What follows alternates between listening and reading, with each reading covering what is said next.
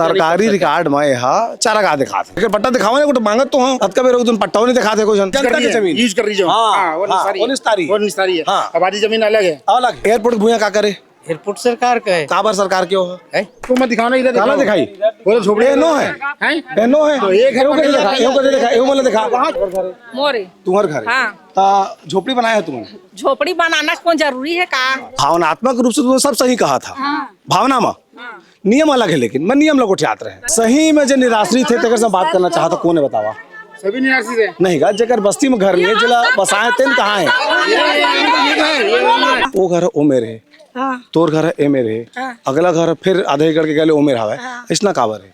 एक नाम से जेकर जेकर जमीन जेकर बाप दादा जैसे जैसे छोड़े तो हमारे पुरखा की जमीन है सबके बाप दादा पुरखा में एक ऐसे चल छोड़े घर है तो नान है जमीन बड़े बड़े है लेकिन जमीन ला बांट ले भाई हमारे गांव घर के आदमी ला वहां बांटा देबो घर वहां में रही से हां बस छोटे पर क्यों हाँ तो ओला में ना ऐसे फूट गए इसलिए माटी घर है तो सब लोग छेका देखे तो महू आके यहाँ छेके हैं बेटा तू घर गाँव के बेटिया की बहुरिया बेटिया अच्छा तो तुम्हारे भाई मन के घर बस्ती में है तुम्हारे माँ तुम्हारे संगत है तुम्हारे भाई मन नहीं रखे देख भी आ तो देखबे नहीं भैया देखे चल पढ़ी ना हंसता